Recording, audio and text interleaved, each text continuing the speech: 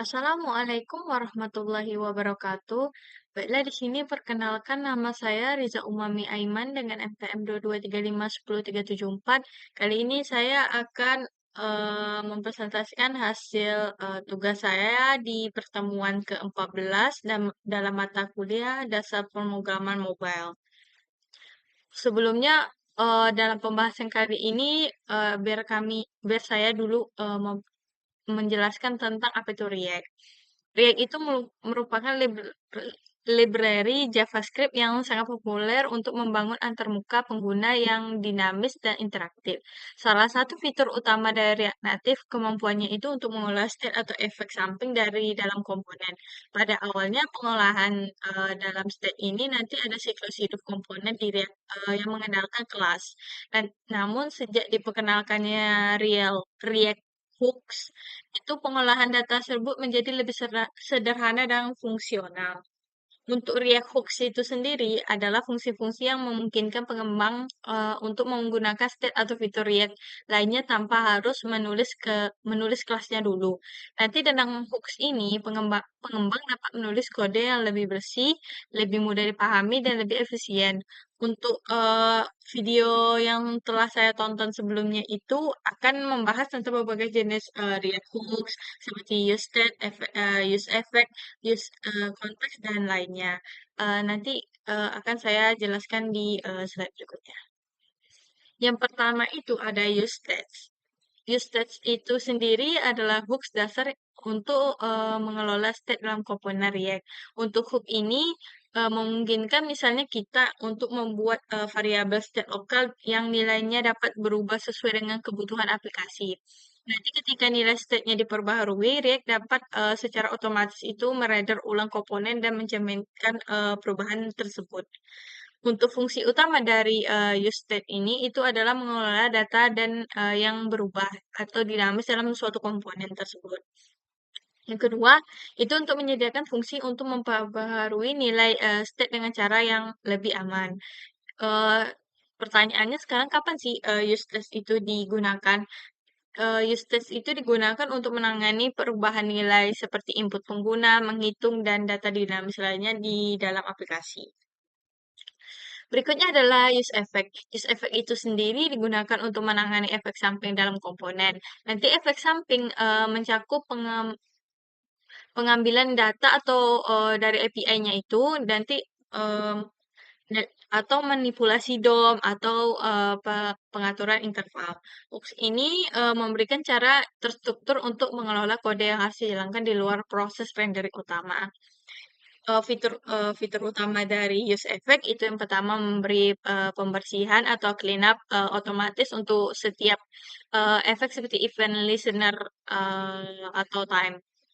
Itu yang kedua untuk daftar ketergantungan menentukan kapan efek dijalankan ulang. Berikutnya, kapan use effect itu digunakan? Use effect itu digunakan untuk menginisialisasi data seperti mengambil data dari API saat komponen pertama kali dimuat. Yang kedua untuk memantau perubahan pada data tertentu yang dan menjalankan efek itu sesuai dengan saat data itu berubah. Berikutnya ada use contact.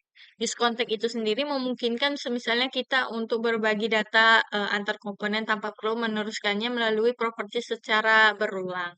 Nanti ini mengurangi kebutuhan akan probe drilling yang membantu menjaga struktur aplikasi yang lebih bersih. Untuk cara kerja dari use contact itu sendiri, itu membuat konteks global menggunakan create context. Yang kedua itu menyediakan nilai penggunaan provider.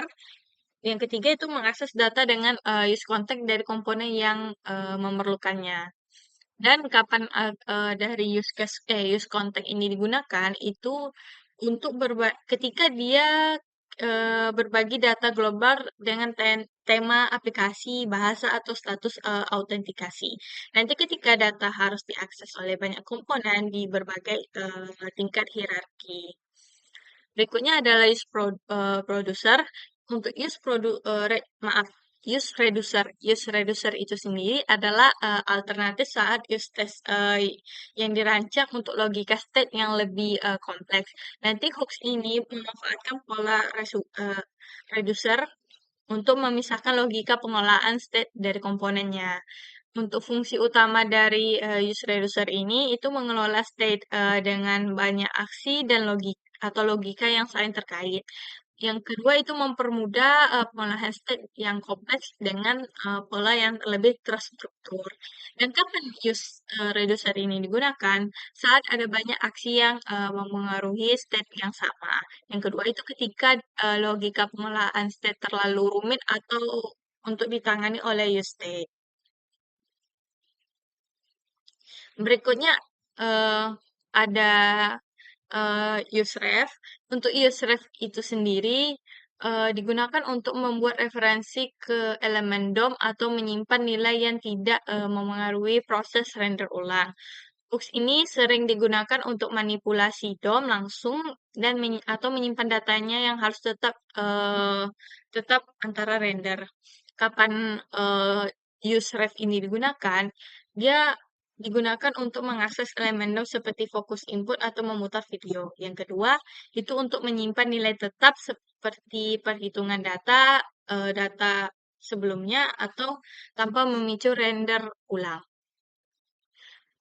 Berikutnya ada use transition. Untuk use transition ini memungkinkan ketika kita memprioritaskan pembaharuan UI yang penting dan menunda yang kurang penting. Jadi dia bisa memilih. Nanti di sini saat berguna untuk meningkatkan kinerja aplikasi untuk menjaga UI itu lebih responsif. Untuk fungsi utamanya itu memisahkan tugas berat seperti penyaringan data dari perbaruan interaksi pengguna. Yang kedua, itu untuk memberi pengalaman pengguna yang lebih baik dengan indikator loading. Kapan use transition ini digunakan? Itu untuk memproses data yang besar atau tugas berat sambil menjaga UI-nya tetap responsif. Yang kedua, untuk menampilkan indikator loading selama proses yang misalnya prosesnya itu berat. Jadi ketika itulah use transition digunakan. Yang ketujuh itu adalah use different value. Untuk use different value ini digunakan untuk menunda pembaruan nilai sehingga mengurangi biaya rendering UI. Untuk hooks ini sendiri, ini cocok untuk situasi di mana nilai pembaharuannya itu terlalu sering, seperti input pencarian langsung. Untuk fungsi utamanya itu untuk menunda pembaharuan nilai hingga aplikasi memiliki waktu untuk memprosesnya. Yang kedua, mengurangi render ulang untuk tidak perlu pada komponen kompleksnya. Dan use different value ini digunakan ketika menangani nilai yang sering berubah dalam aplikasi dengan banyak data. Yang kedelapan itu adalah use scene external store. Itu dirancang untuk menyinkronkan komponen ketika store-nya dengan store eksternalnya. Untuk hooks ini itu memastikan bahwa komponen tetap sinkron dengan datanya itu berada di luar YEK, seperti pustaka manajemen state global atau sumber data lainnya. Untuk fungsi utamanya itu untuk menghubungkan komponen dengan penyimpanan eksternal secara aman. Yang kedua itu untuk mencegah ketidakkonsistenan saat penggunaan concurrent rendering.